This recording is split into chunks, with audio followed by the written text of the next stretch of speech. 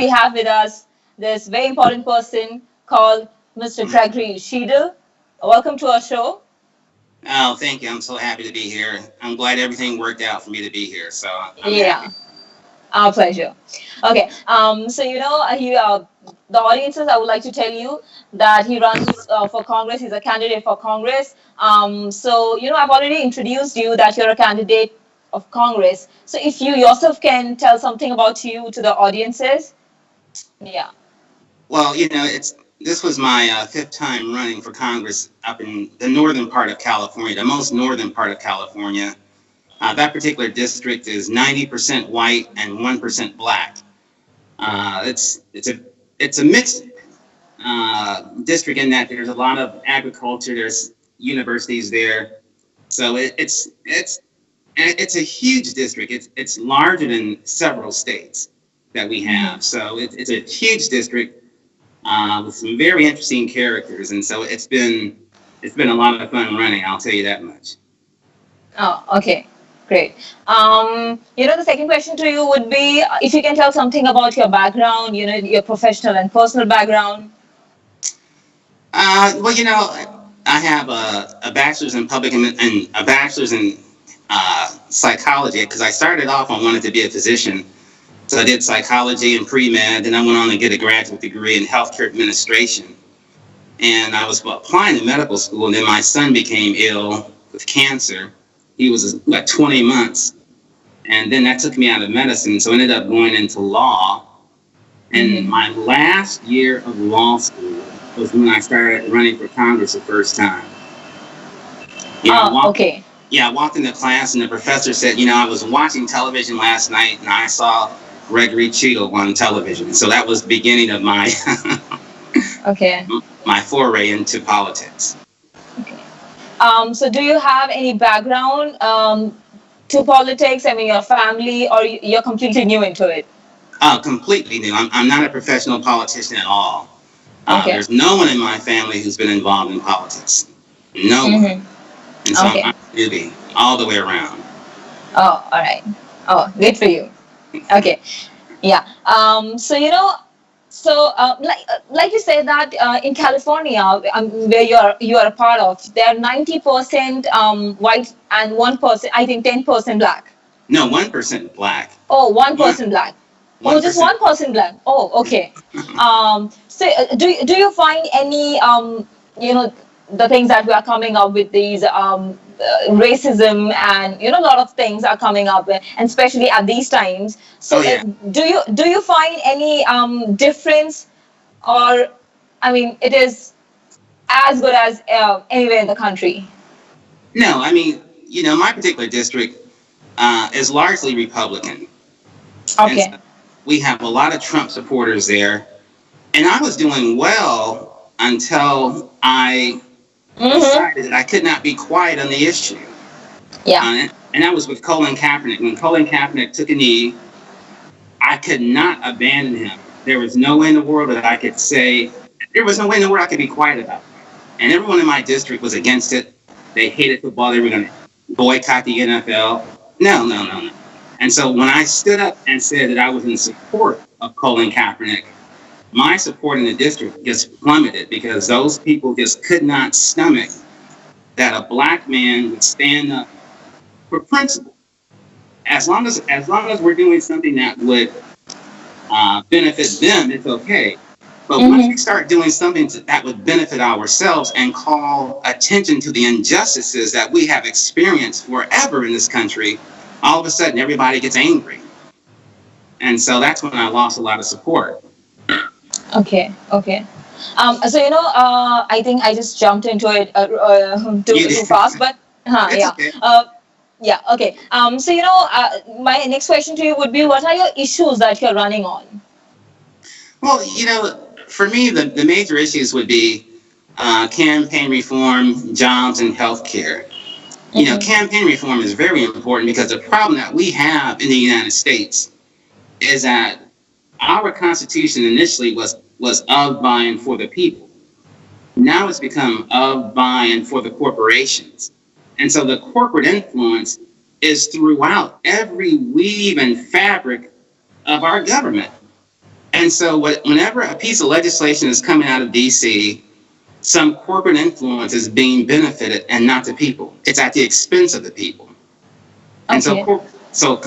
campaign reform is so important. We've got to get the big money out of politics. And I've said for the longest that what we need to do, we need to have a maximum contribution of $2,000 per entity, an entity being a person or family or a business. That's it. And no money from outside the district. That would go a long way to stopping all this money that is just flowing into campaigns through PACs or whatever else. And so it's got to stop, because if it doesn't stop, it's going to get worse and worse. And soon we will have the poor versus the filthy, filthy rich. So it's got to stop. So you said that one constitution is getting, is getting beneficial, is getting benefited by the money. If you can tell Right. something more about it, yeah. If you can just. Well, I mean, when you look at, for instance, with food, we have, I think, 8 companies in control of over 90% of the food in the United States. That's just too much power that's concentrated in a few entities. When you look at slaughterhouses, for instance, it's the same thing. You have about 8 slaughterhouses controlling about 80 to 90% of all the beef and pork that's consumed in this country. That's just too much power. You look at Monsanto with respect to its seeds and with respect to the bovine growth hormone. It's just too much. And so we've got to get, those are just a few of the examples that are going on in this country with respect to the corporate interests. Okay, so these were the basic reasons that made you run for Congress, or something else was also there which inspired you?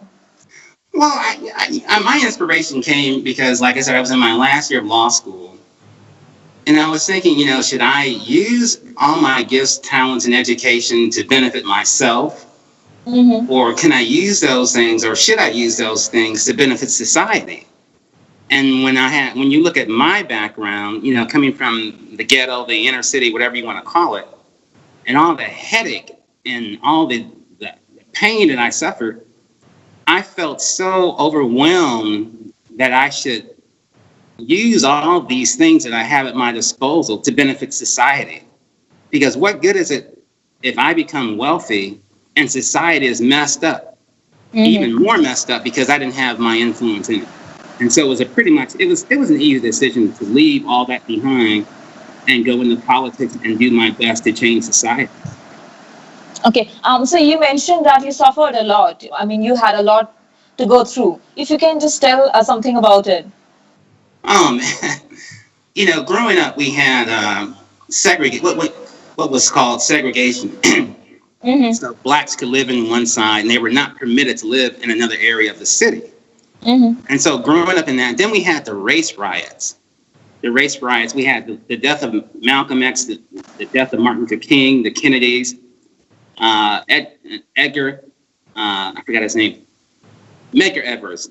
We had his death. And so the race riots just destroyed the city that I was living in. And, my neighborhood looked like a war zone. We literally had tanks going up and down the street with these armed soldiers with their, rifles. And so that was traumatic. And, we couldn't go to any school that we wanted to. We had to be, like, there's one of a little girl who was ushered into school by the National Guard because she was a black girl going to a white school. So things like that are in my head indelibly. So those were some of the things. Then you talk about discrimination. You can't, they don't want you to work here because you're black. And if you do work here, they give you the worst jobs. You're the first one fired, first one laid off. And so there's a whole lot of that stuff. And especially, going back to where you live, you're not allowed to live in certain neighborhoods, certain parts of the city. And so all those things just came into play. You were treated below third-class citizen in your own country. Oh, okay. So, back in 2016, if I go, there was this big controversy where Donald Trump actually called you African American, if I'm not wrong. Well, he said my African American, right? Yeah. And but before that, you were with him. You were with GOP. I was GOP. Yeah. But then after, yeah. But after that statement and after that controversy that got created, you actually left. I You left the actually, GOP. yeah, Yeah. you left GOP. So if you can tell something about that, and do you see any change? Okay, first, my first question to you would be, if you can tell something about that controversy, and I mean, how did you get involved into it? Well, so I was living up in Reading at the time, and Donald Trump was coming to Reading. And at first I didn't want to go because I was tired because I had been campaigning for so long and it was just so hard. I was just tired. So anyway, I decided to go. And, a friend of mine got me a VIP section, like I'm a VIP, right? Not hardly. But anyway, a friend of mine got me in the VIP section. So I'm up front. And so anyway, make a long story short, Donald Trump comes, he's giving his speech, and he's talking. I was shocked because he was talking favorably about black people. He said he had a black friend, and he was wondering where he was. And I raised my hand, and I said, I'm here. And that's when he looked over and said, oh, there's my African American. But the problem was, the media did not show me making a joke of it, because it was funny at the time, because everyone around me was laughing because I was only black in the audience. Like I said, 90% white, 1% black. So I'm the only black in the audience. I just raised my hand and I was just playing. It was a joke. And it just went sour because of the way the media spun. And so that's all that happened there. But it was a mess because at that point, I got so much hate mail. I got phone calls. I got texts, emails, and on my Facebook. It was just some of the worst things you could ever imagine were said about me and, to me. And so it was disappointing that something that was supposed to be a joke and funny became something serious and ugly. But, the thing is, I mean, he was the one who actually referred to you as an African American. But Right. why were you the center of it, and why were you blamed of that particular incident? Well, I think that, the way the media showed it, they just showed him pointing and saying, there's my African American. They didn't show the backstory with it. And so what the people saw was Trump being a racist by pointing out the only black person in the audience as his African American. Right. So a lot of people were offended by it. And, I understand it. I understand how they feel. But at the same time, they don't know the whole story, so I have to be very forgiving in the way they perceive me, which is difficult to do. When someone's calling you these horrible names, it's difficult to be forgiving. But I know what happened, but they don't. And so again, I just have to brush it off and do my best to tell people the whole story. That's one reason why I'm writing a book about it. So we'll see what happens. Okay, but people also blamed you, and people also called you out as after that statement, after that controversy, when you left GOP. So people also said that he actually is leaving after the controversy, but he was associated with GOP. For 3 years constant. So it was pretty much evident that, if we call him a racist, or if because he only talks in the favor of white people. So if we, it was pretty evident from the starting. So why were you associated with GOP back then, and then after that, suddenly, why did you choose to leave it? Well, one of the things that I have done from the very beginning was distance myself from the GOP, in that I always branded myself as an 1856 Republican.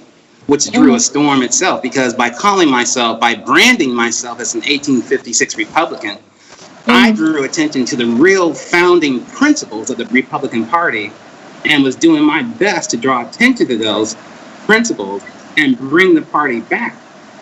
But the problem was, it fell on deaf ears.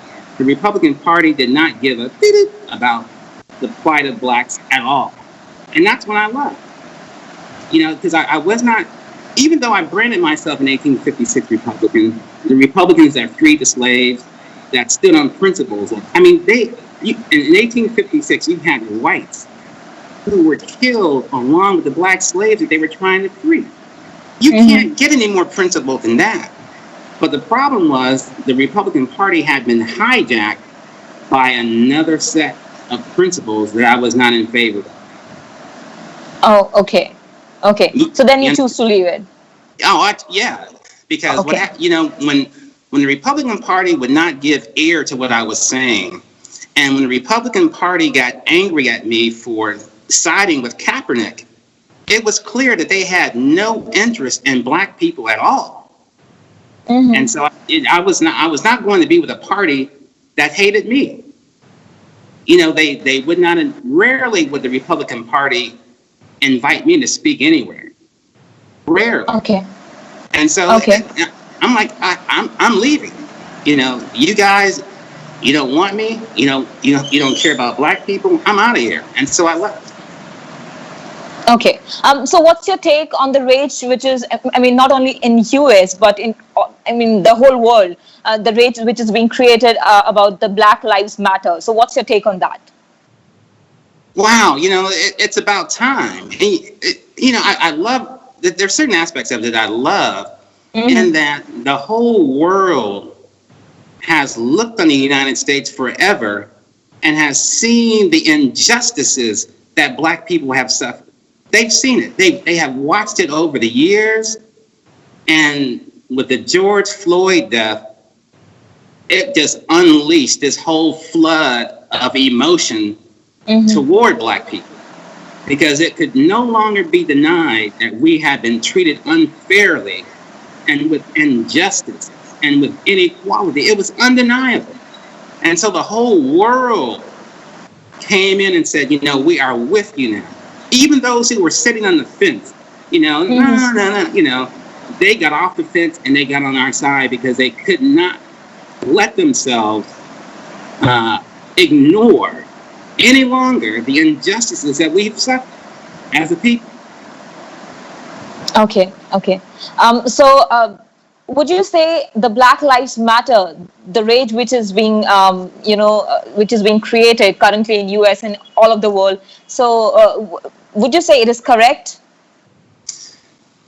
The problem that I have with Black Lives, there are sections of Black Lives Matter. There's one end that has gone way off, and they're into a whole bunch of other stuff that does not address the needs of the black people at the moment. Then you have the true Black Lives Matter people who are concerned about the black people right now. They're not concerned about all these other things, way out things that this fringe group up in Seattle is doing. Black people have no interest in Seattle. If they were going to do anything, they would do something in LA, in Oakland, New York, Chicago, or Detroit, not Seattle. So that's a whole other thing that's going on up there. And so, yes, I'm in agreement with a lot. I'm in agreement with the true Black Lives Matter, in that the group that is concerned about addressing the injustices that black people have suffered. Okay. Specifically, the black people have suffered. Not everybody else, just the black people that we've suffered. I'm in complete agreement with. So my other question to you would be, where we are talking about, on one side we are actually talking about, about getting racism out of our lives, right, and out of this world, and on the second hand, on the second side, actually, we are using the words like Black Lives Matter. So don't you think? This particular thing that is called Black Lives Matter itself is pointing towards racism by mentioning black? No. I mean, because by default, everything else is white. So, when we come out and say black lives, it's funny. No matter what black people do, no matter what we do, everybody else wants to be involved in it. They're offended. When black people, white people can stand up for themselves and there's not a problem. Jews can stand up for themselves and there's not a problem. Gays can stand up for themselves, there's not a problem. Transsexuals can do it. But whenever a black person does it, all of a sudden, all hell breaks loose, because everybody's offended. We have suffered more in this country than any other group ever. And so we have Okay. unique injustices that must be addressed. We're the Okay. sickest people in the country. We're the lowest employed people in the country. We're the poorest people in the country. And people get upset that we want to have those things addressed by using Black Lives Matter. The police kill us. They beat the stew out of us. They don't do that Mm-hmm. to whites. You don't have black officers beating the stew out of and killing white people. And so, yes, Black Lives Matter is true. And so the unique injustices and the unique abuses that we have endured as people must be addressed as Black people, because not everybody endured what we went through.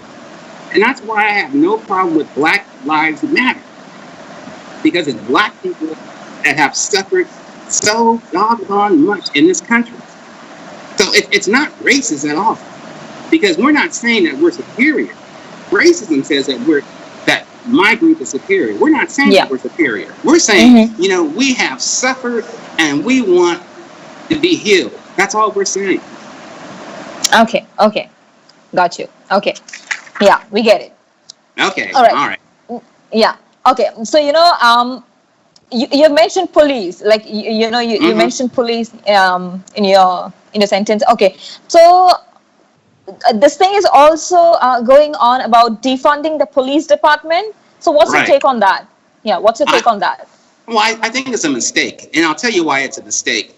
Uh When huh. you defund the police, because when you look at any city budget, the police department has a whole lot of money. That they have Mm-hmm. the highest percentage. It's police and fire that has the highest percentage of a city's budget. Okay, there's a couple of things that police are doing far more than they ever did in history, and now the police are basically soldiers. They're not police; they're soldiers. They're armed like crazy. They have SWAT teams, all this other crazy stuff, and so that helped balloon the budget.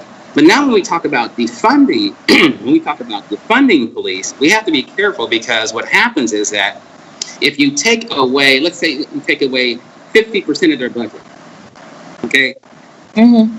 and they're going to say, well, that we can't operate under those numbers. The police union is going to come out, and what they will do, they will become even worse, because what they will do is now go after assets. We have what's called civil asset forfeiture in the United States, whereby the police, any law enforcement agency, can attach your property without a hearing, without a trial. And so if we defund uh, police, we're going to have more police abuse, because now they're going to go after property. They go after your car, your house, your plane, your boat, whatever property they can get. And they can take that money. They'll seize the money as well, because if you've ever had any money seized in the United States, you have to hire an attorney to get that money back, because they will fight and fight and fight to get that money back. And so now with the funding of police departments, we run the risk of police being far more abusive. And that scares me, because they're abusive enough as it is. So if I'm driving let's say I have a Benz. If I'm driving my Benz, I haven't done anything. They could plant heroin or cocaine or whatever in my car and seize Mm-hmm. my car. I'm innocent. I don't do any of those things, but I'm innocent. Okay. And the fact that they're so dirty and greedy, they can seize my car. So no, we have to be careful when we talk about defunding the police. Okay. So what do you think needs to be changed? Well, for one thing, what we really need to do, we need to have a standard set of instructions that police can give, and a standard response that the citizen can give. It's just like right now they'll say that you are evading arrest or resisting arrest because you didn't obey their commands. If a police officer comes in and tells me to get down on the ground and bark, and I don't bark, and he shoots me and says I'm not following commands, Mm-hmm. what he's saying is true, because I didn't follow his commands, but his commands are ridiculous. And so one True. of the things that we need to have that's so important is that we need to have a set of uniform commands that police can give, that the citizen understands. Okay, that the citizen understands and the police officer understands. That way, that would solve a whole lot of this stuff. But right now, these guys are so testosterone driven. They're so macho. They just want compliance. And if you don't comply, they'll nail you with resisting arrest, and all this other foolishness. So that's one thing that we can start. Another thing that we can start too is for police officers individually to have some type of insurance where if they are abusing someone, then their insurance pays. And also, they should forfeit any award that a citizen is given for the abuse or for the killing. A portion of that, all of it actually, should come out of that police officer's pension. And that would stop a whole lot of this. Okay, okay. So, like, you're running for, you're a candidate for Congress. So, you think you can bring these changes? Well, yes, I do. And the thing about it, I'm arguably the most educated person to run for Congress in that district, period.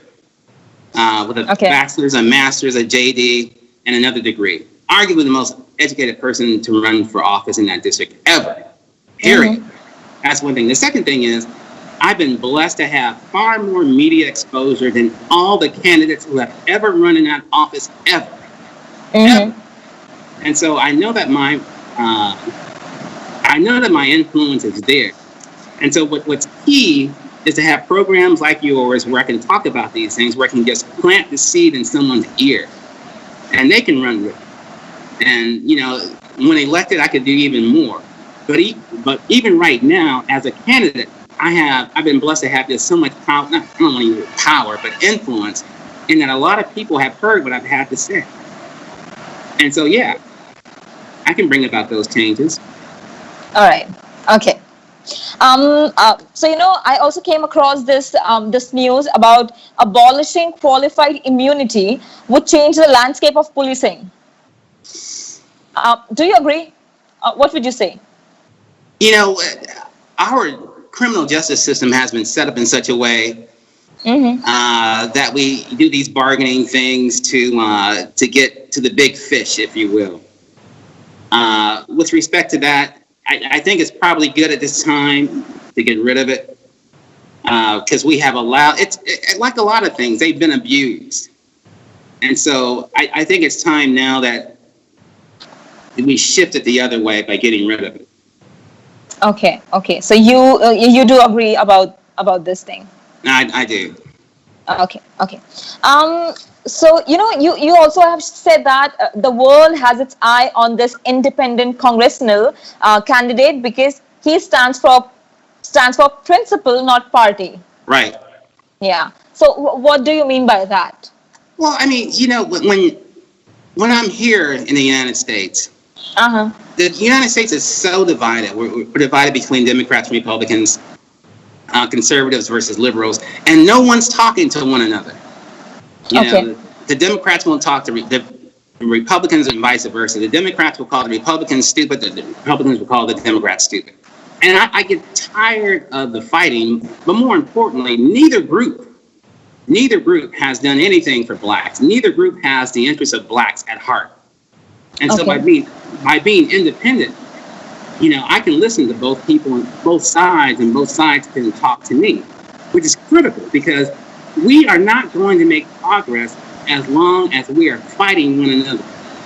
If we're fighting, we're not going to get anywhere because what happens as we fight and fight, guess what? The corporate interests get more and more money because the eye is not on the corporate interest, it's on each other.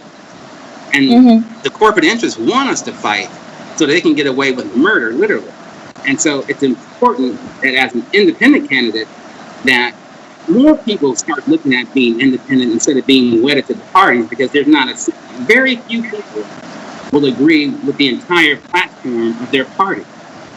Whereas as an independent, I am free. I don't have to worry about being corrupted by the party because the party wants to give me money. I don't have to worry about it. The party is going to tell me what to say? No. No. And so by being an independent, I can say what I want to say without somebody saying, shh, don't say that. Okay. And so I'm free to tell the truth. Okay. So is there a thing that if a candidate comes under a party, so they have to go through the things that the party allows them to say or allows them to do? Right. once you take 1 penny of Okay. a Republican Party's money or the Democrat Party's money, you are under their control. They own you. Okay. And I am not willing to be owned by anybody. Mm-hmm. Now, I never Okay. took a penny when I was in the GOP. I Mm-hmm. never took a penny from them. Never. Okay. Okay. Okay. So also my next question to you would be okay, if you can tell something about the homeless issues in CA and across the country. Oh, easily. You Mm-hmm. know, one of the things that I talked about it earlier, but one of the things that I'm running on too is that of jobs. The problem that we have in the United States, again, with corporations, we need to enforce the anti-monopoly laws. You can Okay. have you can have a corporation that owns just about every aspect of it, of the field that they're in, and as a Mm-hmm. consequence, the bottom line is what's important. So what we need to do, we need to change the corporate model. We need to have it so that corporations, they don't have to be so greedy and just pay so much to the stockholders. That's one thing. The second thing is, again, with the anti-monopoly, we need to break these things that we should not allow these corporations to own and control so much of a given field. And by doing that, we can have more and more people. And also, without the corporate influence, guess what? We can have small businesses prosper. Right now, we have so many regulations that only the large corporations can prosper. The small mom and pop, they're basically history now because they can't afford to compete. For example, wherever a Walmart goes, they destroy a bunch of jobs because the mom and pop can't buy the bicycles that Walmart can buy.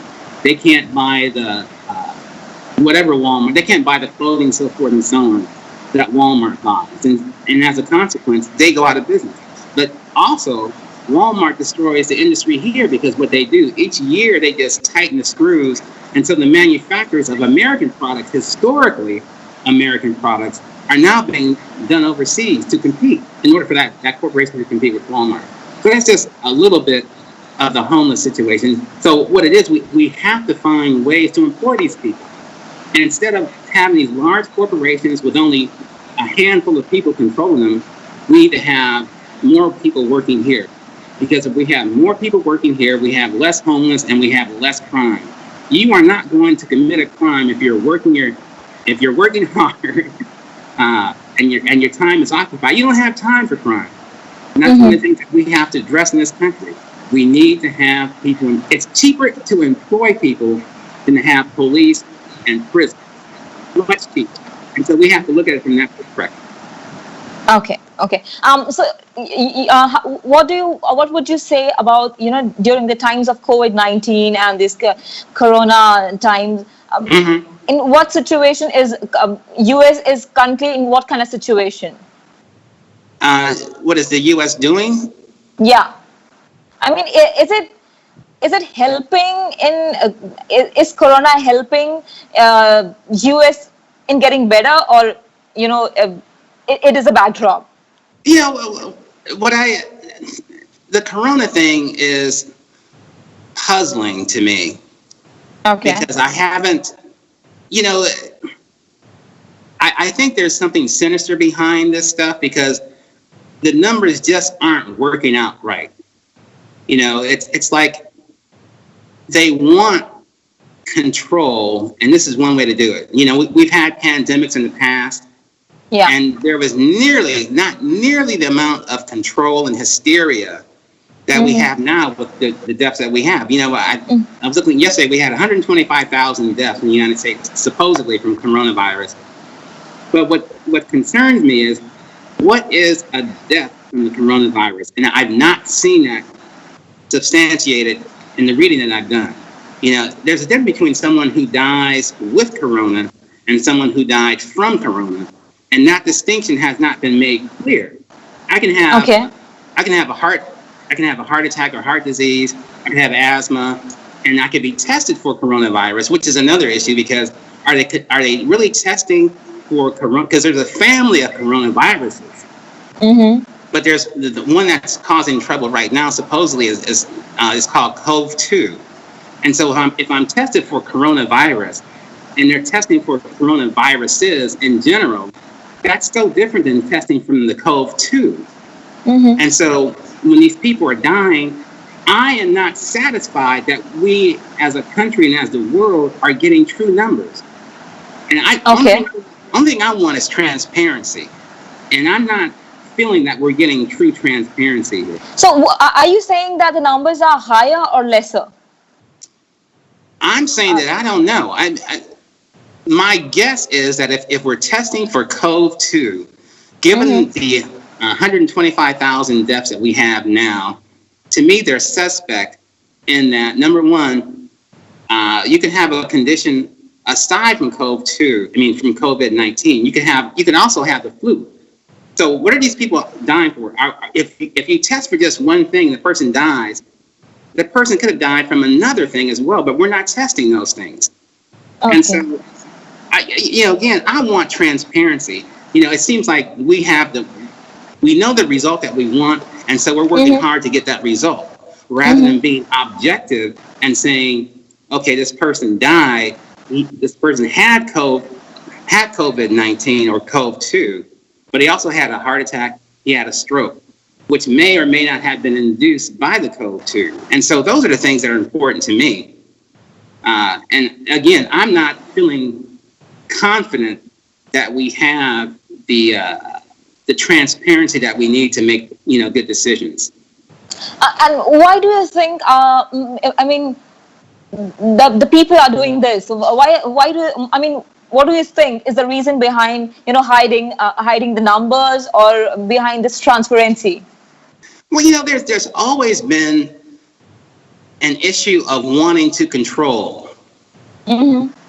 People want to control. It's an ego thing. People have wanted to control the world forever. So it's not a novel concept that somebody wants to control the world.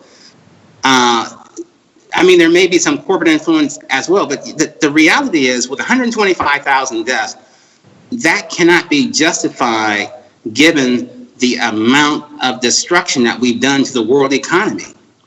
What are we going to have? We're going to have a world with no one working. And so where's the money going to come from? Where's the money going to come from to run the hospitals, to pay the doctors, to pay the nurses, to pay the ambulance drivers? And so we have crippled the economy over 125,000 deaths. But now contrast that with the number of people who have died from heart disease at the same time. The number of people who have died from heart disease at the same time, during the same time, would be probably about 300 to 400,000 people. And then you couple that with cancer, you're going to be looking at another maybe 250 to 300,000 people. So then you throw in Alzheimer's. And so we have to look at this thing and put it in perspective. Unfortunately, we are going to die. COVID-2 is something that has happened. But can we justify what we're doing to stop it? And I don't know that that's a good answer. That all the precautions that we take, forcing people to stay home is going to make them sicker. Yeah. You're closed in. You're breathing the same air in your home. So your immune system's going down. You're stressed because of all that the headlines in the newspaper and everything on television. The numbers are going up, and so people are freaking out. Their immune systems are crashing. You have people getting depressed. You have people committing suicide. You have people who've lost their jobs, lost their houses, can't pay their rent, can't pay their utility bills. They have the air conditioning on. And so we are actually killing people when we claim that we're trying to save people. Okay. So that's what's happening in the United States, and that's something that we have to wrestle with. Yeah. Also, I also came across this thing where it was said that COVID-19 is a very big, the pandemic is a big deal. It is, of course, a very big deal. But also, it has been created. The rage which it has been created. I think it is more of unnecessary too. It is a very big deal, but it is also has gotten out of context. Yeah. You can, it's bigger than it's. the response to it is bigger than it should have been. Yeah, yeah. And also, the government and the media has played a very big part in it. So, A very do big you part. agree?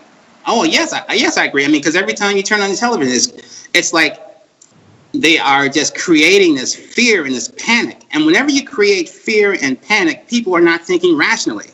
Yeah. You know, we have a constitution in the United States.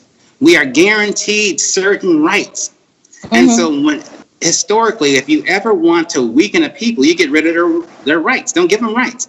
And so Mm-hmm. we have surrendered our rights, thinking that we're going to have security, but it's nothing more than the illusion of security.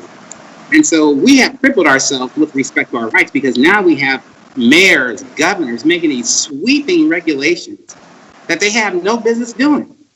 And Yeah. that sets a dangerous precedent for us, for as a free people, sets a dangerous precedent because now we have become subjects rather than citizens.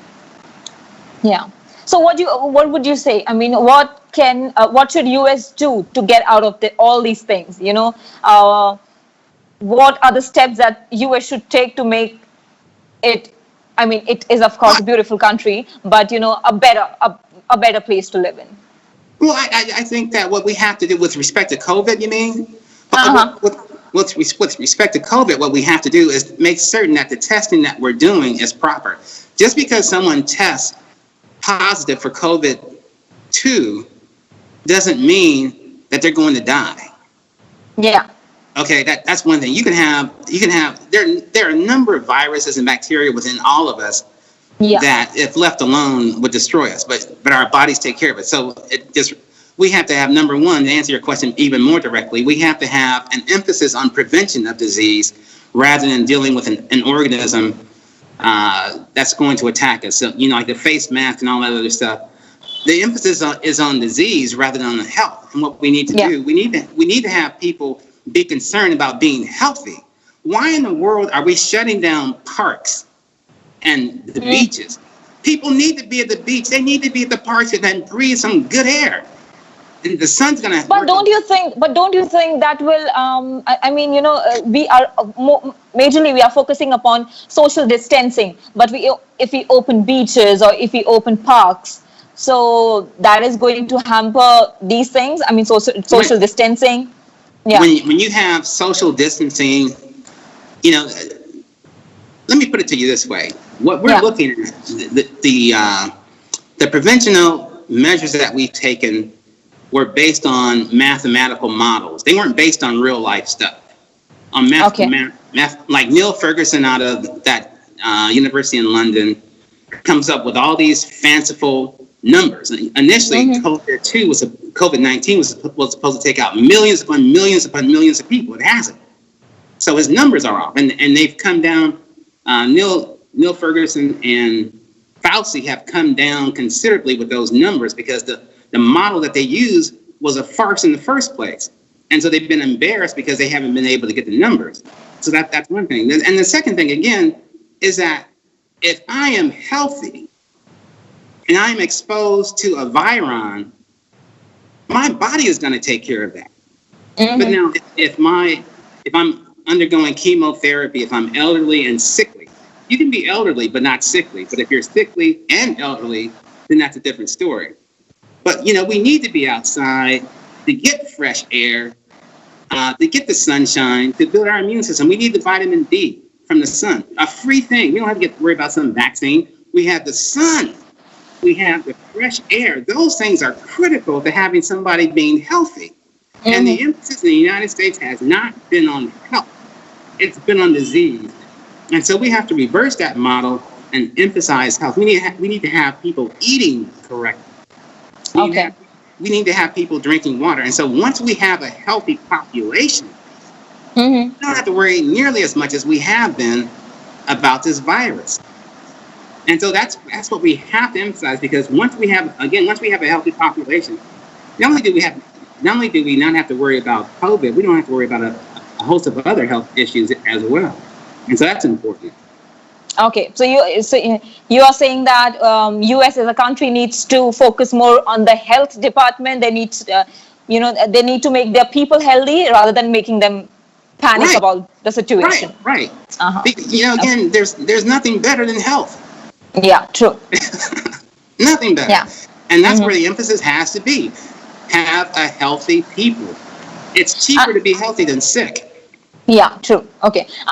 So, and about the economy, if I look upon the economy, how do you think can economy get back in track? First of all, we have to open up, and there's going to have to be a flood of money coming out to encourage small businesses. I was driving around yesterday, and I Okay. saw so many closed businesses. Here, not too far from here, I saw there was a guy posted in his window. After working, he had a shoe repair place, a simple shoe repair place. He'd been there for 35 years, Mm-hmm. and this thing has shut him down. And so in order to get this economy going again, the big guys, the Walmarts, have to go away. We have to have small businesses come in, because what happened Okay. during this thing, when they shut everybody down, you had the large corporations still in business. You had Walmart, you had Target, but the Yeah. mom and pop places were shut down. We can't have True. that. So we've got to work to we have to support the small businesses like crazy, like we have never supported them before. That's critical. The big guys can take care of themselves. They don't need anything. Yeah. But the small businesses, we've got to find ways to support small businesses, whether it be loans, grants, or whatever. So that's what we've got to do to get the economy back. We've got to get people working. Once we Mm-hmm. have people working from small jobs, then we can start seeing our economy coming back. But until then, we are in deep, deep trouble.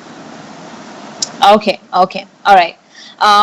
Okay. So it was great talking to you, Mr. Gregory Cheadle. I Oh, mean, it was so I nice. enjoyed it. I enjoyed it. Eh, Yeah, same here. It was lovely talking to you. We got to know about so much.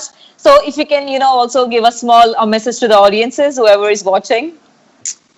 Well, what I want to encourage the audience to do is, number one, to stay focused and to keep the faith. Stay focused, keep the faith, and stay healthy. Those are Mm-hmm. the things that you need to do, and you will weather any storm. And I want to leave the audience with that. All right. Okay. Okay. All right? Thank you so much for coming to our show. It was lovely Oh, having you. thank you so much. I really appreciate it, and much success to you. Thank you. Thank you. All right. Yeah. Okay, guys, keep on watching SCube TV. That's it for now.